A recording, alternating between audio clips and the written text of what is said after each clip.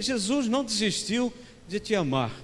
Eu quero que você que vai assistir esse vídeo, vai assistir esse culto, que você entenda, Jesus não desistiu de te amar. Ele não parou um momento sequer de olhar para você. Jesus não desistiu de amar, porque em Marcos 16:7, nós temos um texto que diz: agora vão e digam aos discípulos, incluindo Pedro, que Jesus vai adiante deles para Galileia, vocês o verão lá, como ele lhes disse. Jesus não abre mão de nenhuma vida. Deus não desiste do direito de buscar aquele que é seu. Jesus disse: eu vim buscar e salvar o que estava perdido. Ele veio buscar você, ele veio trabalhar a sua salvação para que você pudesse ser salvo e pudesse ter esse amor. Ele não abdica do seu amor pela sua vida. Ele continua intensamente procurando. Ele deseja sempre e vai ao encontro daquele que está perdido. Assim como foi no dia em que Adão pecou, Deus saiu à procura de Adão e dizia: Adão, Adão, onde você está? Deus continua procurando homens e mulheres que são do seu aprisco, porque Ele tem um aprisco, eles têm ovelhas, elas precisam de ser salvas.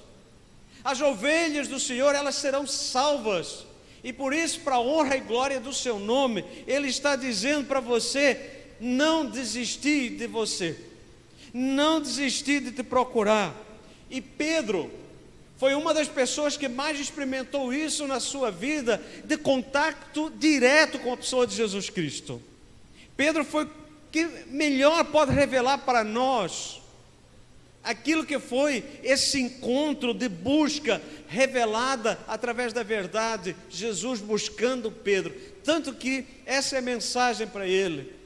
Vão e digam aos discípulos, incluindo Pedro. Jesus está dizendo através da mensagem: Pedro, eu estou querendo um encontro com você, eu estou procurando você. Mas a pergunta que fica: quem era Pedro? Pedro era filho de Jonas, ele era casado e a sogra morava com ele. Não sei se foi por isso que ele estava um pouco chateado com a vida, mas não. Era natural de Betsaida, residia em Cafarnaum, às margens do mar de Galileia, e era pescador junto com seu irmão André. Ele era um discípulo impulsivo, mas ele tinha uma intimidade muito grande com Jesus, não é? Ele conversava assim, né, olho no olho com Jesus.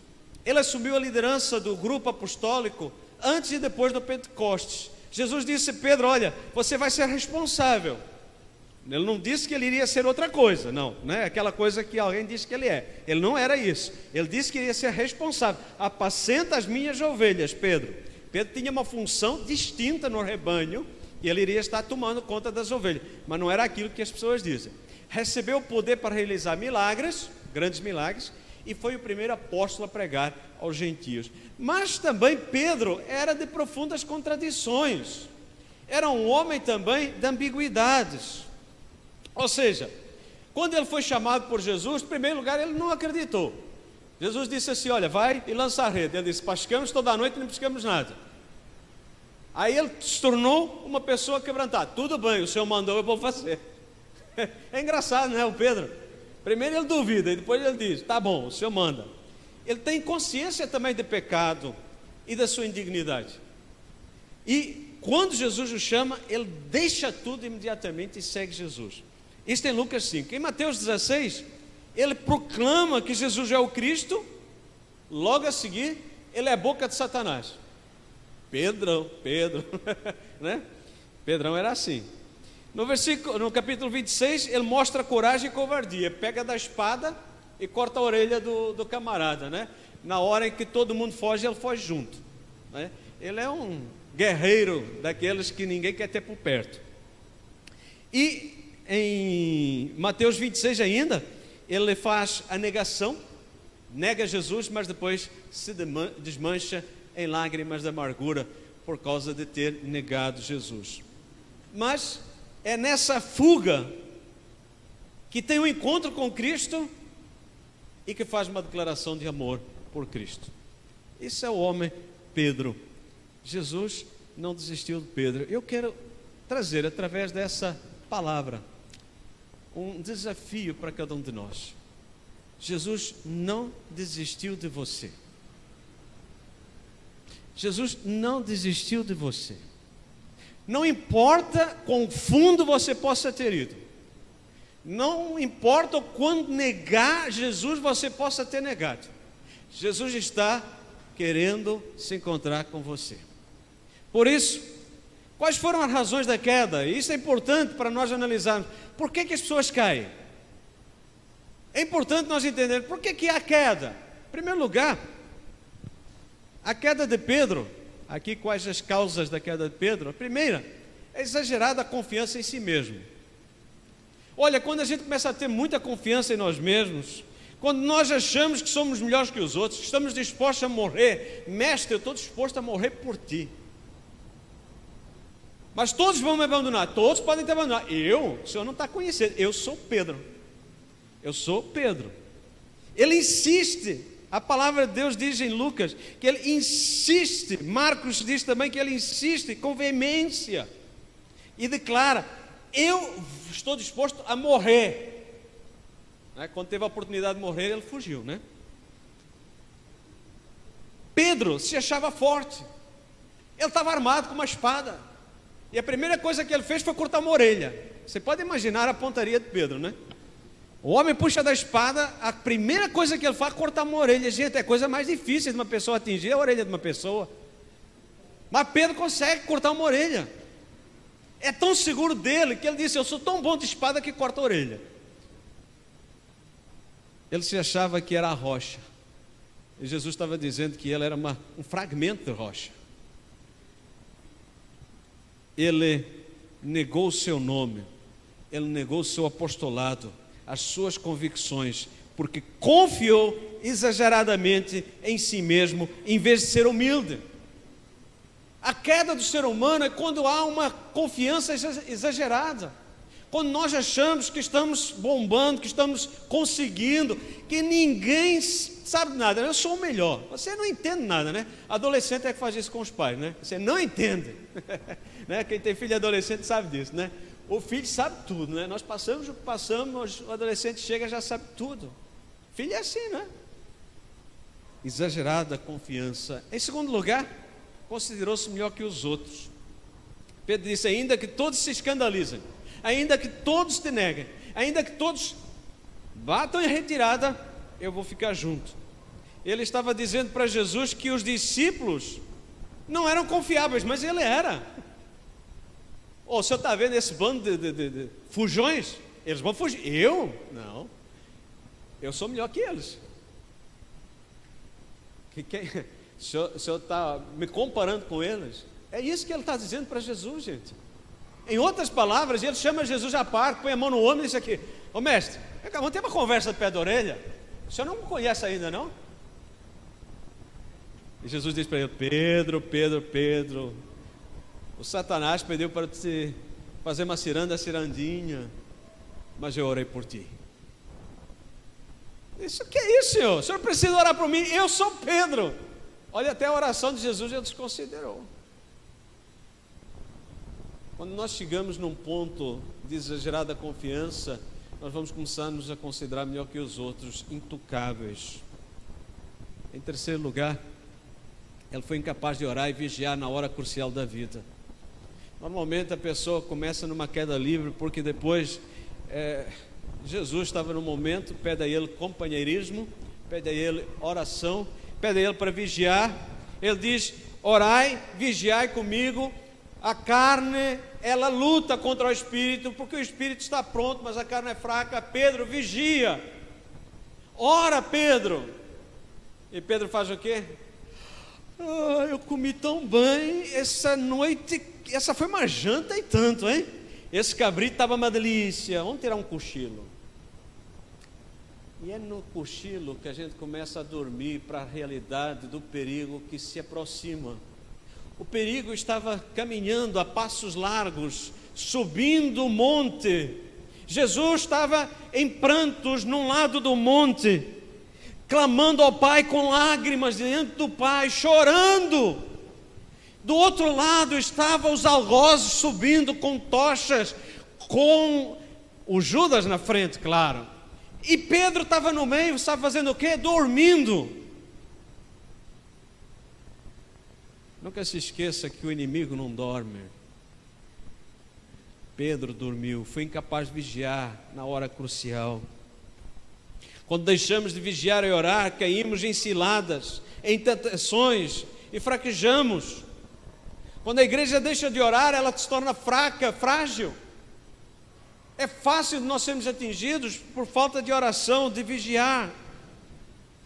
Aquela estava para ser a maior batalha do universo, porque envolvia a potestades, era ali um momento de potestades e principados. Os demônios estavam fazendo uma guerra. Jesus estava num momento crucial da sua vida. Ele nunca tinha experimentado o que ia experimentar, e Pedro dormiu.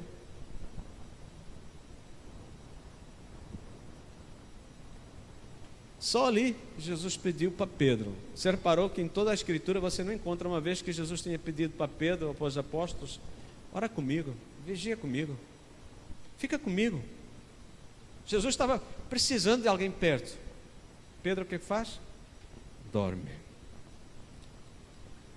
Ele também perdeu o controle emocional. Ele puxa da espada e vai ferir o servo logo do sumo sacerdote.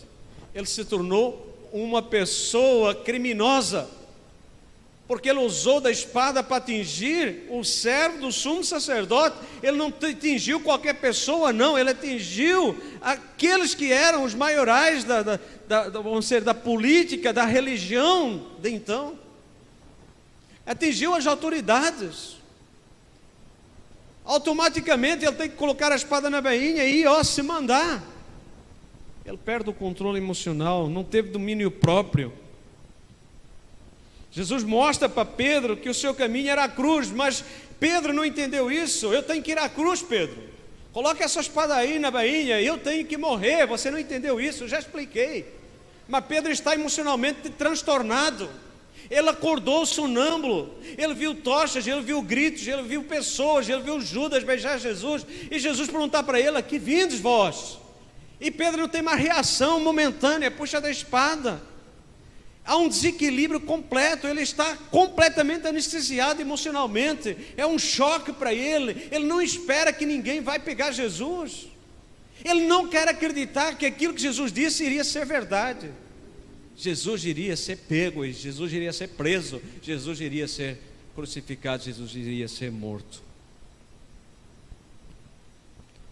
Quantas vezes nós somos que nem Pedro, acordamos sonâmbulos, anestesiados com as circunstâncias da vida, ficamos tão anestesiados que perdemos o equilíbrio emocional e saímos tirando em todos aqueles que estão à nossa volta. Coitado do servo do sumo sacerdote que estava ali sem culpa nenhuma. Graças ao bom Pai, Jesus Cristo pega a orelha e coloca no lugar. O rapaz não perdeu a orelha dele.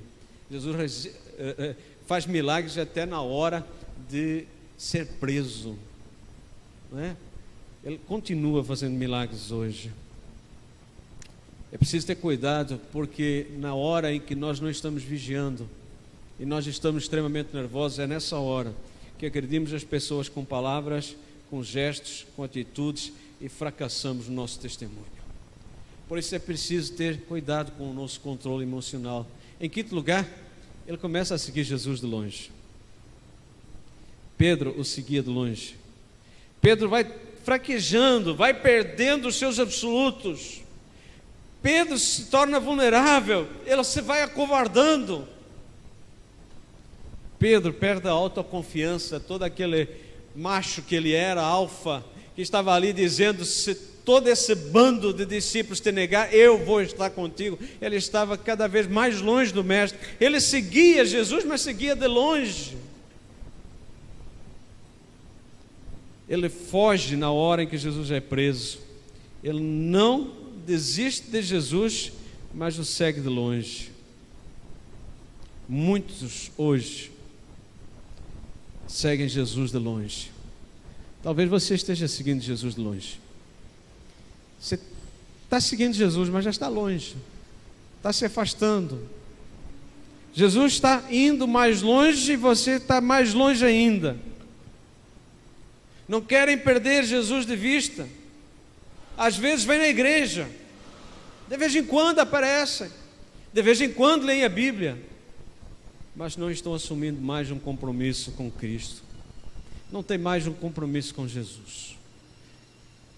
Cuidado, você está indo cada vez para mais longe. Tem alguns que estão perdendo até as convicções daquilo para o qual Jesus os chamou. Alguns não abandonam a igreja por vergonha e por medo, mas ficam com saudades do Egito, e de vez em quando lá estão com o pé no Egito, procurando os prazeres da carne. É preciso ter cuidado, porque à medida que se vai distanciando, vai ficando cada vez mais longe de Jesus. Em sexto lugar, como as pessoas vão se afastando de Jesus, fica fácil sentar na roda dos escarnecedores. É muito fácil encontrar hoje alguns desviados, como a irmã falou de oração. A irmã na oração citou pessoas que estão se desviando, não abandonaram ainda, eles ainda têm um pouco de fé, eles ainda creem um pouco, eles ainda querem um pouco, eles sentem saudade, eles dizem, um dia eu vou voltar, mas eles estão agora se sentando na roda dos escarnecedores. Eles agora estão se banqueteando na presença de pessoas ímpias, cantando as músicas que os ímpios cantam. Não tem mais lábios para adorar a Deus. E foi nesse momento que Pedro começou a praguejar.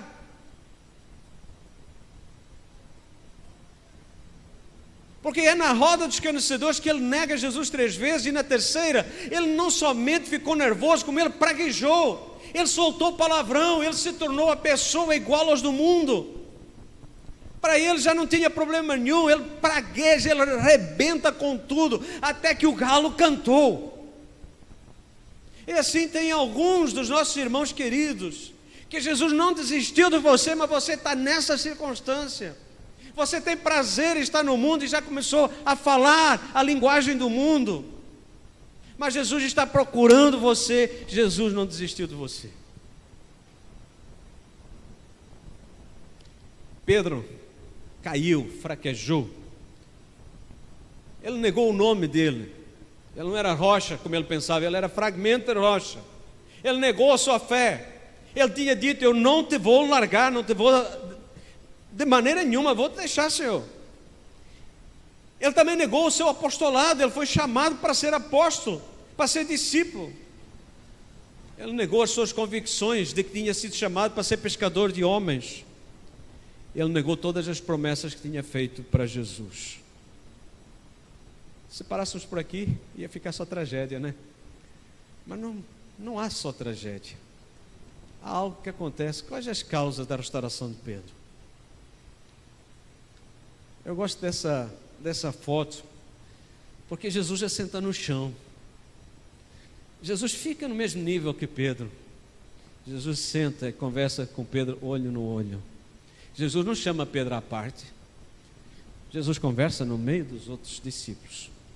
Os covardes que ele disse que eram covardes estavam agora com ele.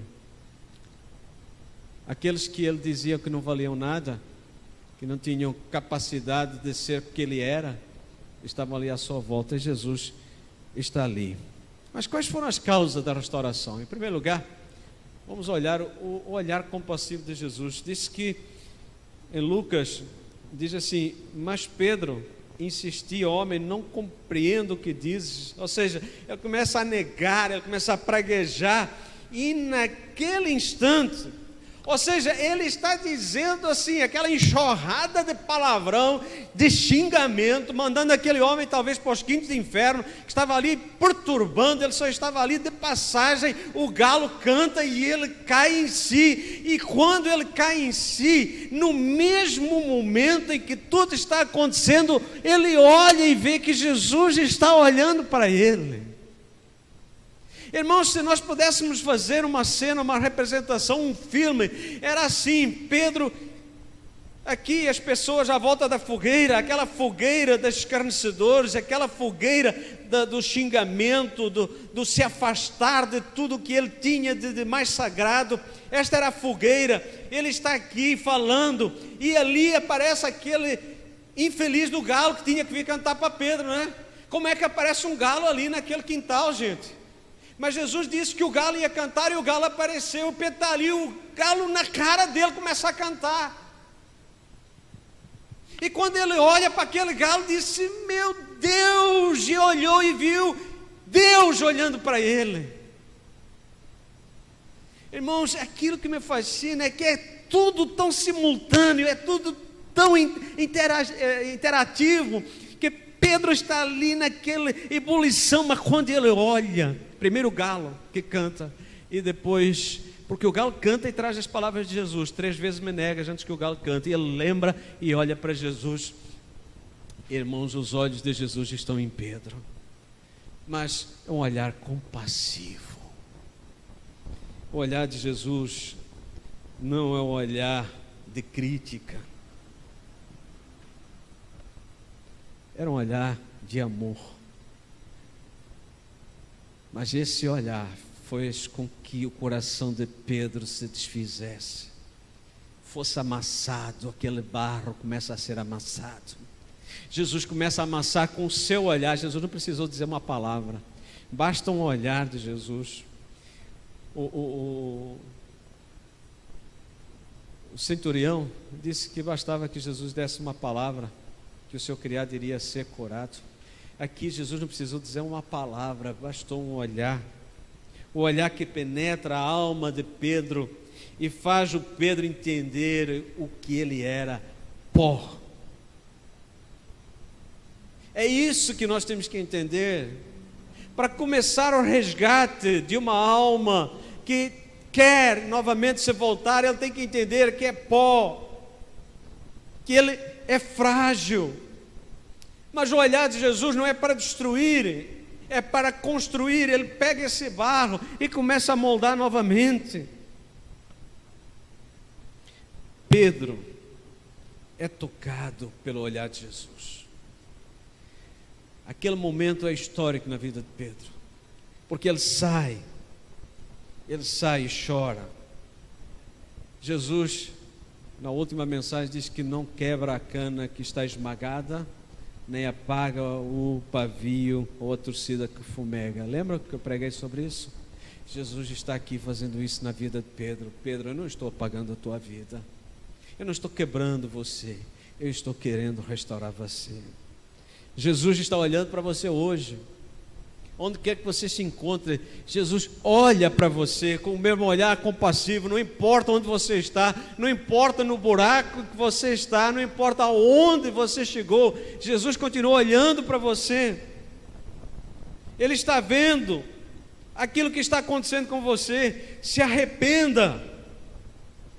Hoje você pode ser restaurado, hoje você pode ser trabalhado. Em segundo lugar, essas lágrimas de arrependimento de Pedro. Pedro considerou que havia realmente negado Jesus. Quando ele parou para pensar, ele disse: eu fiz aquilo que eu tinha dito que não ia fazer. Normalmente as pessoas que são impulsivas, as pessoas que são muito emotivas, quando elas têm um quebrantamento, elas têm um quebrantamento profundo da alma. Não é superficial não, eles são quebrantados profundamente, e eles reconhecem aquilo que aconteceu. E Pedro sai daquele quintal. Ele largou aquela fogueira que o aquecia, porque aquela noite era fria. Ele estava ali se aquecendo, mas a sua alma estava fria. E ele sai dali chutando pedra, reclamando, julgando tudo para o ar, porque ele dizia: como pôde isso acontecer comigo? Como pôde isso acontecer comigo? Diz que ele chorou amargamente, significa amargura, amargo. Ele saiu naquele momento com aquelas lágrimas, a noite inteira ele passou banhando a sua cama. Ele passou o outro dia numa agonia de alma, porque era sábado ninguém se movimentava. Foi o pior dia para Pedro.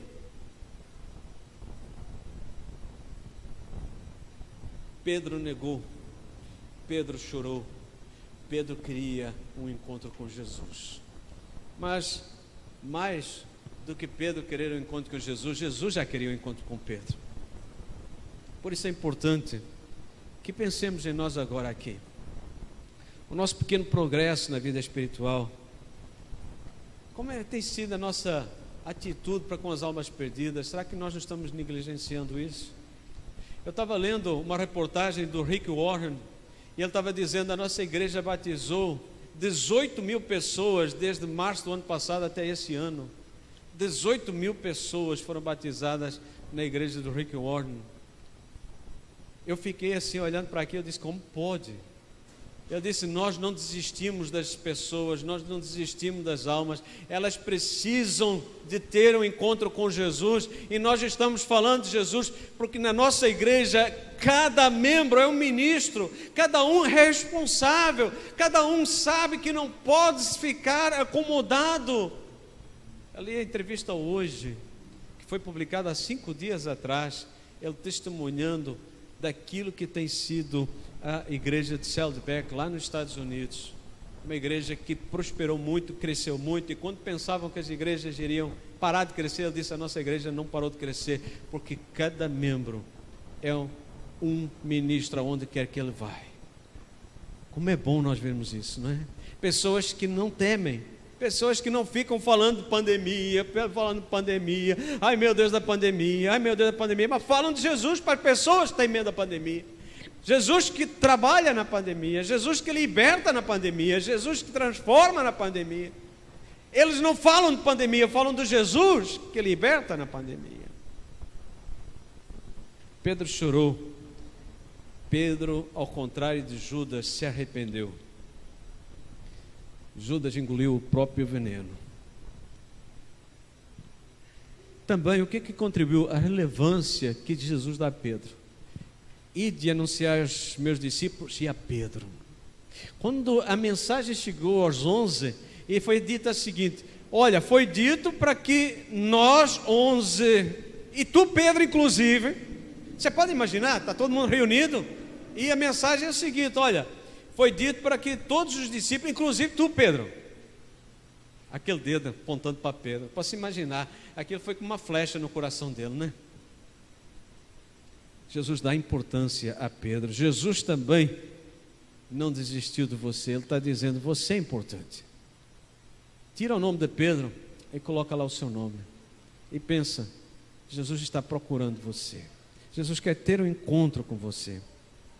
Em quarto lugar, as perguntas que Jesus faz. E isso é extremamente importante. Jesus perguntou, vocês pescaram alguma coisa? Porque eles saíram para pescar. E eles disseram, não pescamos nada. Eles disseram, lança a rede para o lado direito. E pescaram 153 grandes peixes. Mas teve um discípulo que vai assim, ó, isto é coisa do mestre, tá? Este peixe aqui obedeceu ao mestre. Aí Pedro se julgou e foi ter com Jesus. Jesus não falou nada. Disse, vocês pescaram. E quando chegaram, existia uma outra fogueira. Mas esta fogueira não era para aquecer, era para assar peixe e tinha pão perto. A primeira fogueira, à volta dela estavam os escarnecedores, e aquela fogueira era para aquecer o exterior. Agora a nova fogueira tinha sido acesa pelo próprio Cristo. Não foram os escarnecedores que acenderam a fogueira, foi o próprio Cristo que acende a fogueira. E na fogueira não tinha lá escárnio, tinha pão e peixe que alimentam o homem por dentro. Mas mais do que alimentar o homem fisicamente, Jesus queria alimentar espiritualmente.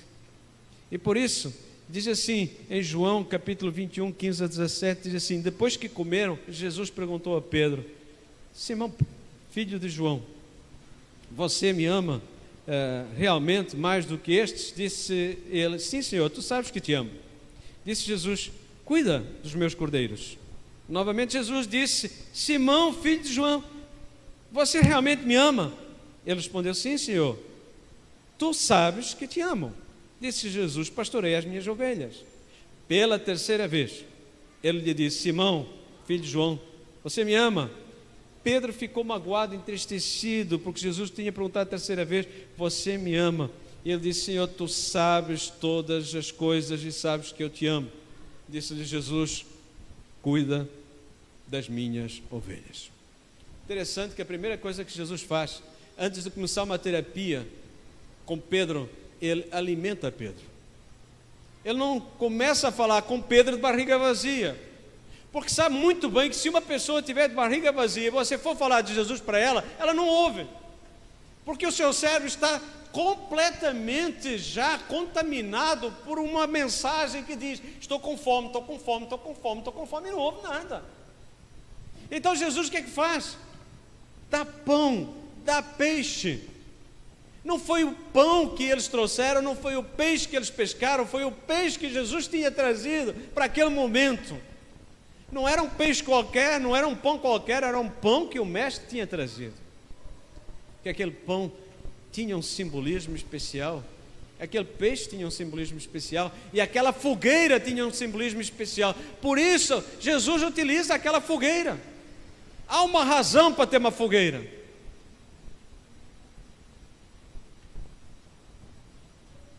É depois de comer que Jesus inicia o processo de restauração da vida de Pedro. Diante de uma fogueira, Jesus representa ali, ele reproduz ali um ambiente da negação.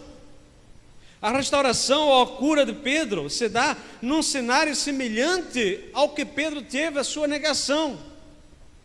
Vejam como Jesus trabalha a mente, as emoções de Pedro de uma forma bem clara. Ele se senta à volta de uma fogueira e não mais tem os escarnecedores, mas tem os discípulos, aqueles que serão os amigos, os companheiros de luta, de jornada, que irão estar com ele nos próximos anos pregando o Evangelho. E é junto desses que Jesus começa a tratar aquele que está ferido, machucado.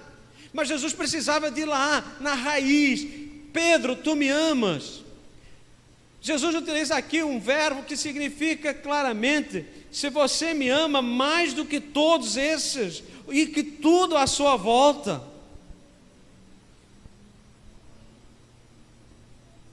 Você me ama mais do que tudo? E Pedro responde: Senhor, tu sabes que eu gosto muito de ti. Jesus não criticou Pedro porque disse: Senhor, eu gosto de ti. Ele disse: então apacenta os meus cordeiros. Jesus volta a perguntar: Pedro, tu me amas de todo o teu coração, de toda a tua alma, de todo o entendimento, com toda a tua energia? E Pedro responde: Senhor, tu sabes que eu gosto de ti, tu sabes todas as coisas. Terceira vez: Pedro, tu gostas de mim? Jesus não utilizou mais o nível superior, ele desceu para o nível que Pedro entendia. E Pedro fica triste e diz: Senhor, tu sabes todas as coisas, tu sabes que eu gosto de ti. Ele não conseguia dizer que amava. A palavra-chave que hoje nós podemos dizer que amamos, Pedro não podia dizer porque o Pentecostes ainda não tinha acontecido. O amor de Deus foi derramado em nosso coração através do Espírito Santo. Hoje nós podemos ter a capacidade de amar, conforme Jesus perguntou: você me ama? Nós hoje podemos dizer: sim, Senhor, nós te amamos. Somos imperfeitos, somos limitados, mas nós te amamos. Não gostamos só, nós te amamos. Porque esse amor foi derramado em meu, em seu coração, e esse poder ninguém pode retirar mais de você.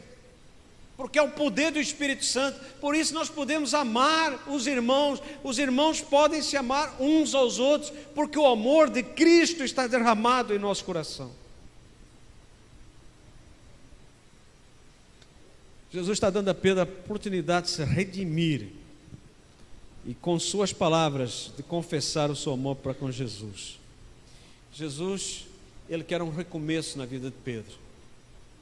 E é preciso fazer essa terapia. Por vezes as pessoas passam um pano em cima e daqui por algum tempo volta novamente tudo a acontecer e ela fica frustrada, porque não foi tratada na profundidade. Jesus, ele é o Deus dos recomeços e, em primeiro lugar, ele cura Pedro do seu orgulho. Ele coloca mais do que os outros. E Pedro não pode dizer, eu te amo mais que os outros, não. Eu gosto de ti, tu sabes que eu gosto de ti, Senhor. Ele não teve coragem de dizer que ama mais que os outros, porque ele fez o que fez, ele sabia quem era. Jesus pergunta 3 vezes. Jesus curou também as memórias de Pedro. Jesus não somente curou o orgulho, mas ele curou as memórias de Pedro. Pedro, ele tinha negado 3 vezes, a tripla negação, e Jesus faz Pedro fazer a tríplice confissão, para quebrar aquele ciclo que ele tinha iniciado na sua vida, de ladeira abaixo, de distanciamento. Ele rompeu com aquilo e agora era um novo Pedro. Ele estava começando uma nova vida. Ele estava realizando aquilo que era preciso realizar, porque Jesus restaura Pedro por completo. Apacenta as minhas ovelhas. Ele está dizendo, Pedro, você tem uma função, você vai apacentar as minhas ovelhas. Jesus restaura a mente de Pedro, Jesus restaura as memórias de Pedro, Jesus restaura os sentimentos de Pedro, Jesus restaura o sentido da vida de Pedro, e Jesus restaura o ministério de Pedro. Há uma restauração por completo. Ele tinha agora um propósito na sua vida. Por isso, seguir Jesus é o projeto mais fascinante da nossa vida. Pedro agora estava completamente curado de todas as memórias amargas. Pedro volta para ser o grande líder. É ele quem lidera agora as reuniões de oração. Pedro não dorme mais, ele vai para a oração. Tem reunião de oração? Tem. Quem está lá dirigindo? Pedro. Está indo para o temporário. Está indo quem? Pedro e João. Pedro e João. Pedro carregando João. Vamos, Joãozinho, vamos para a oração. Quando o homem é mudado, quando a mulher é mudada, quando há um encontro com Cristo, quando há um novo recomeço, a pessoa não somente começa a orar, ela leva os outros para a oração. Ele está no dia de Pentecostes, ele aguarda o Pentecostes, ele está lá naqueles 10 dias de oração. Gente, não vamos sair daqui, vamos orar, vamos orar, vamos orar. O Espírito Santo vem, enche aquele lugar, mas enche o coração também de todos. E Pedro sai peito aberto e começa a pregar. E na sua mensagem, na sua pregação, 3.000 pessoas se convertem. Ele não fica lá, gente, olha, fui eu. Não! Pedro já não precisa mais disso, ele já não é orgulhoso, ele é humilde, porque ele está cheio do Espírito Santo. Então, não é ele mais que fica liderando para que os outros o sigam, não, ele lidera porque ele agora é uma imitação de Cristo. Ele agora está levando as pessoas para seguir a Cristo. Pedro se torna um pregador, e quando ele é convidado pelo Espírito Santo a ir à casa de um gentio, ele disse, como é que eu não vou? Se o Senhor mandou, tem que ir. Aí o Espírito Santo desce, se desceu, tem que batizar, chega. Pedro não tem mais dificuldade com nada. Pedro está sendo um líder que toma a direção e as consequências da sua liderança. Ele agora é um novo homem, porque Jesus restaura Pedro por completo. Talvez você precise dessa restauração nessa noite. Talvez a sua vida seja de coxo. Está coxeando entre 2 caminhos. Quer agradar a Deus e quer agradar ao mundo, quer agradar à carne. Jesus quer que você tenha um encontro hoje com Ele. Os olhos de Deus estão sobre a sua vida. Nossa vida, ela tem um propósito. Nós não caímos aqui de paraquedas, nós não somos frutos de um acidente. Não há acidentes na gestação de um ser humano. Todo ser humano é projeto de Deus, mesmo contando com aqueles momentos em que a pessoa nem sabe, né, que aconteceu e aconteceu. Mas não é uma criança que aparece por acaso, ela é projeto de Deus. E Deus usa todas e quaisquer circunstâncias para trazer o seu projeto aqui para a terra. E Deus está dando oportunidade para que nós sigamos nesse projeto. Vivemos no mundo, e nesse mundo para cumprir os propósitos de Deus.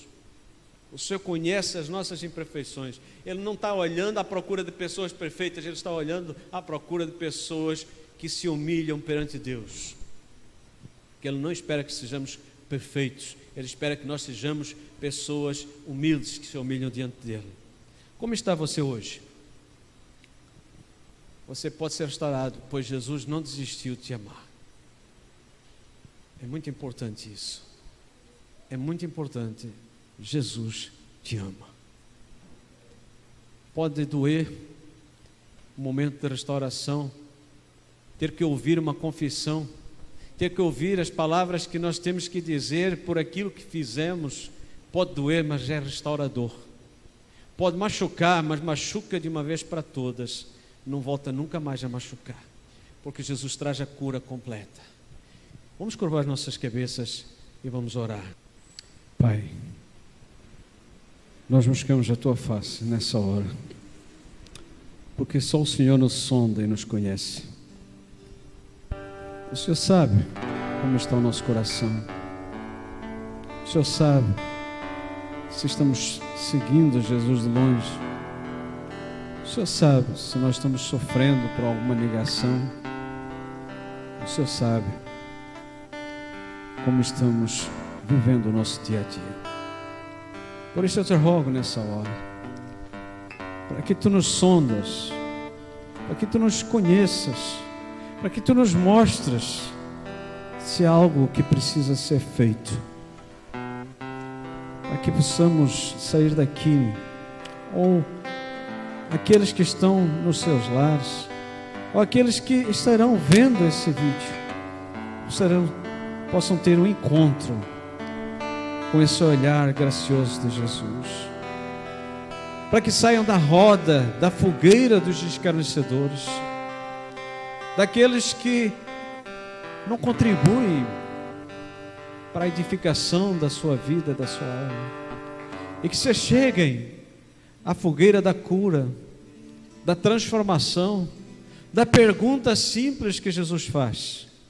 Não um sermão, não crítica, mas Ele pergunta: Tu me amas? Pai de amor, traz direção à mente e ao coração de cada um de nós. Muda, ó Deus, aquilo que precisa ser mudado, quebranta o que precisa ser quebrantado, liberta o que precisa ser libertado, ó Deus. E aqueles que estão longe de Ti, chama-os para perto. Te rogo, Pai, que o Senhor traga luz, entendimento, discernimento aos nossos corações, para entender o plano da salvação e tudo aquilo que o Senhor tem de bom para cada um de nós. Manifesta essa Tua graça, esse Teu poder, para que nessa semana possamos viver para a glória do Teu nome, sem medo de enfrentar as lutas e circunstâncias, mas de sermos nós mesmos, para a glória do Teu nome. Eu Te agradeço, ó Pai, esse encontro aqui nessa noite. Te agradeço por cada irmão que pôde vir até aqui. Te agradeço por cada criança que pôde estar aqui nessa noite. Obrigado porque o Senhor nos tem protegido e guardado do mal. Obrigado porque o Senhor tem nos dado a oportunidade de estarmos juntos aqui nessa noite.